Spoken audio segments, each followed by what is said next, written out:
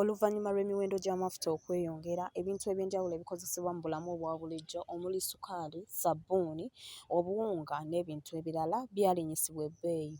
Olunaku olwaleero, MRTV tuwubyeko olubu lw'ekigere mu katale ka Kitebi okwogerako n'abasuubuzi ku mbeera eno nga bwe bayisa. Abasuubuzi batutegeezezza nti ebintu bino bya bbeeyi era nga n'ennamba y'abantu abaali bagula ebintu bino yeesalira ddala okuva ebintu bino we byalinnya. Tubadde tubuuzaako nti ku mbeera y'ebintu eno erinnye, amafuta galinnye, ebintu ebimu birinnye, embeera eno ekuyisizza eti? Kati nwaza omusuubuzi kubanga tensuubuza ate nguza abantu ba wansi.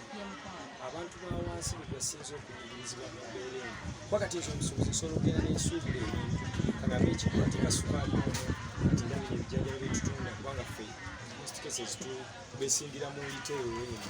Kati omuntu wa wansi yasinze okukosebwa ennyo kubanga luye babekakawo yagulanga kiro ya sukaali agigula nnyo so 25 naye kati agigula 3,600 oba 4,000. Kati kimutwalidde ekizibu kinene nnyo okulaba nga nga asobola okukola ki okukyetuusaako. Kimukosezza nnyo n'abamu babivuddeko bagamba katugenda kunywa caayi mukalu.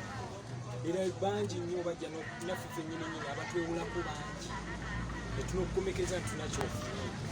Era obanga olina omutima omubi biki tukola ki tosobola kumuwola nosigala nga kati ffe nembeera yagundi kubanga abaseera ebisinga batugamba amafuta galinnye. Kituufu amafuta galinnye ni naffe bano abakulu abatwala tebafuddeeyo kulaba bakinogedde batya eddagala. Ekiraba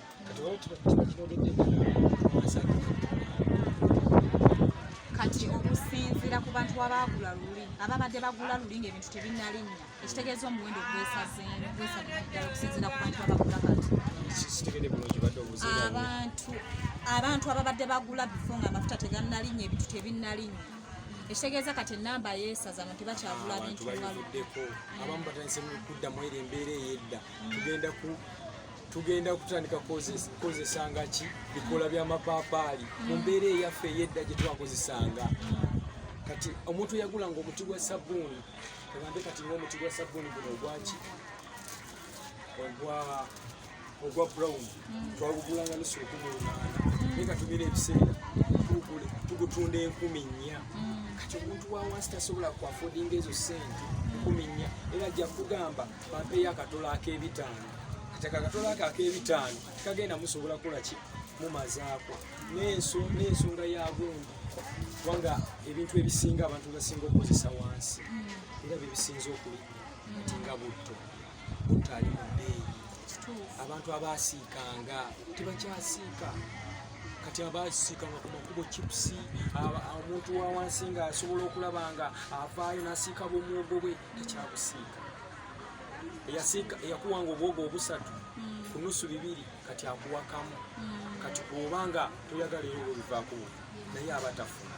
Badde nsaba okuba omulango osabe bekikwatako ku ngeri gye bayinza otuyambamu ebintu emiwendo gino ne gibeera nga gikakkanamu. Enewe kirungi nnyo tukonsultinga ffe naye nze bwaŋŋambe ntya twagwamu amaanyi gaggweeramu ddala ffe ng'abasuubuzi. Naye tunagamba tukuba omulanga abakulu abatutwala nze ngamba bagenda kusuulayo gwa naggamba ge mazima gennyini kubanga ku maleediyo tubeerako n'abakulu abatwala ne bakuba omulanga ne batugamba kino kiriba kinebe kiti naye tetulina kyetukungula. Naye kale kyetusaba oba batuddidemu batuyambe ebbeeyi y'amafuta ekendeere kubanga yevuddeko kaluma nnyiwera era yevuddeko nene embeera okulaba ng'akola kyerinnya kubanga omukulembeze enjukire mabegakawo yagenda n'agamba mbuolutalo lwagundi lwakola ki Ukraine ne Russia lweluleesego naye bitukwatirako wa kubanga ebintu ffe tubyekolera. Sabbuuni eno ffe tumwekolera chemicals kale siganye bazitransportinga okuva ebweru naye ffe tubyekolera. Lwaki ebintu ebyaffe bitulina wano ku ground tetubifunamu? Sukaali kuntuuza kakira eri awo lugazi yetuli awo mayuge zino factory ffe tuzina naye tugete sukaali n'alinnya kweyo bbeeyi. Omuntu abansi kati waliwo bamaama baffe abali mu byalo bannaye bo bababo bakasitoma abaali bagula ebintu mu bungi nga basuubula ebintu mu bungi tebakyayinza kutwala bintu bingi olw'embeera ogeza baatwalanga oli ng'ajja ng'atwala ebokisi za sabuuni basatu naye kati tekikyasoboka. Abasobozi basabye gavumenti okubasalira ku misolo egiri waggulu n'okubakendeerezaako ku bintu ebiba byetaagisa nga bayingiza emmaali yaabwe wano mu ggwanga.